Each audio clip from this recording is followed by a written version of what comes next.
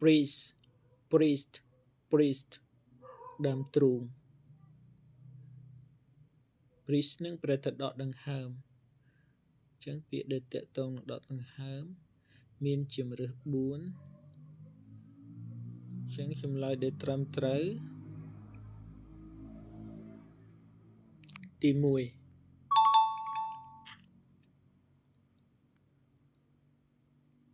contain contain ប្រែថាផ្ទុកចម្លើយដែលត្រូវនឹងផ្ទុកមួយណាចា៎គឺទី1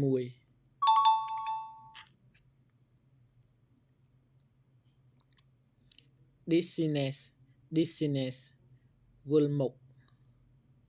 វិលមុខពាក្យណាដែលតកតងជាមួយនឹងពាក្យវិលមុខមើល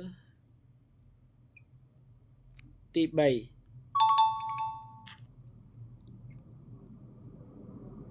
hazard hazard hazard ប្រែគ្រោះថ្នាក់ហានិភ័យតើជំរឿសមួយណាដែលតកតងនឹងគ្រោះថ្នាក់ហានិភ័យគឺទី2 a danger or risk a danger or risk គ្រោះថ្នាក់ឬហានិភ័យ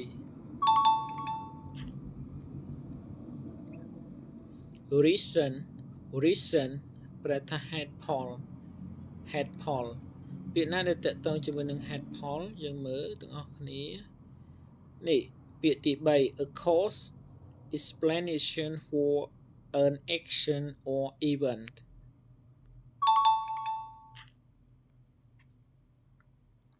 specially specially ជាពិសេសយ៉ាងពិសេសអញ្ចឹងពាក្យណាដែលតកតងនឹងអត្ថន័យជាពិសេសយ៉ាងពិសេសមើលទាំងអស់គ្នាគឺពាក្យទី1 a special purpose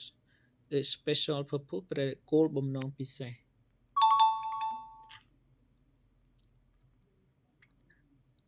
DC DC DC វិលមុខ DC នឹងដែលវិលមុខជាគុណនាមយើងពាក្យណាតកតងនឹងដែលវិលមុខគឺពាក្យទី1ដែរ having a sensation of spinning around losing one balance ចឹងប្រែថាមានអារម្មណ៍ឬវិលចុះវិលឡើងបាត់បង់ម្ចាស់ការ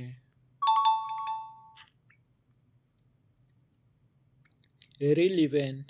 relevant ដែលជាប់តាក់ទងរឿងអីមួយដែលជាប់តាក់ទងគ្នា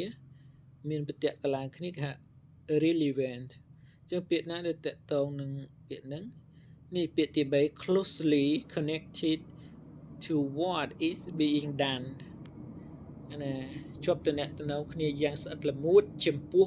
អ្វីមួយត្រូវបានធ្វើ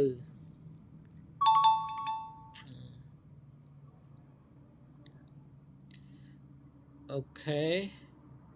អានេះអត់មានរូបភាពទេយើងទៅមុខទៀត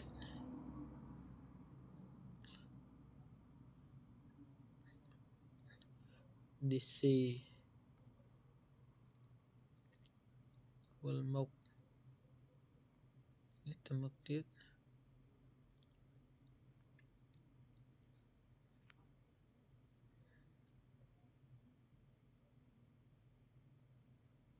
យើងទៅមុខទៀត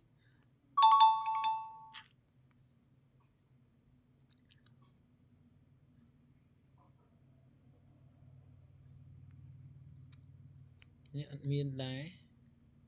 អូខេចា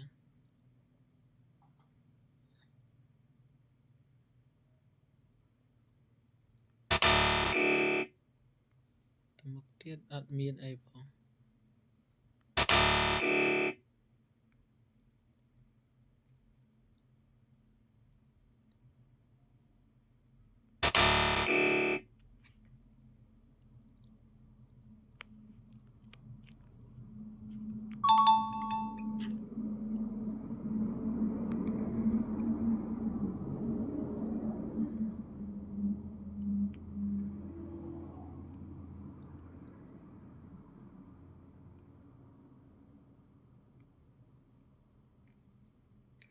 តែយើងមកមើលពាក្យនេះតកតងជាមួយការបំពេញចន្លោះ Dr. Sachinder has just a baby ទី1 newborn ទី2 breastfeed ទី3 had ទី4 week ចឹងពាក្យមួយណាដែលត្រឹមត្រូវ Dr. សុកចិន្តាទើបតែមានកូនមួយឯងចឹងអូខេចឹងយើងដាក់ had ទេដាក់ had ត្រឹមត្រូវ Sopa feel dizzy because she ចុច Sopa មានអារម្មណ៍ថាវិលមុខពីព្រោះទៅនាងទី1 had ទី2 week ទី3 breastfeed ទី4 newborn ចឹងដោយសារតែនាងខ្សោយនឹងឯងបានតែវិលមុខអញ្ចឹង week ទី2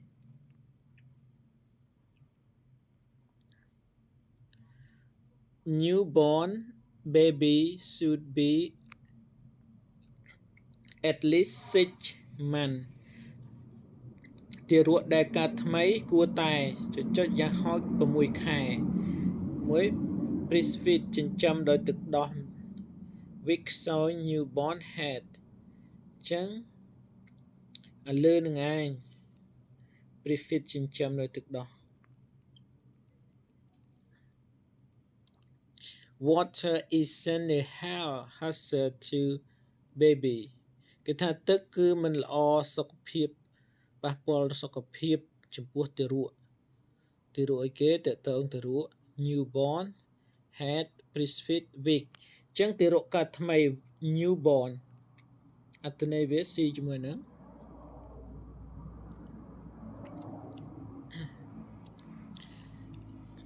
ទី3 Chinda give advice to Supa to get enough rest and eat ចុចនៅចិន្តាផ្ដល់ឲ្យដំបូលមានទៅកាន់អ្នកស្រីសុផាថាត្រូវតែសម្រាកបានគ្រប់គ្រាន់និងញ៉ាំអីគេទី1 week ទី2 head ទី3 breastfeed ទី4 well ញ៉ាំឲ្យបានល្អញ៉ាំសុខភាពឲ្យបានល្អយើង well ល្អអូខេជោគជ័យហើយពីយើង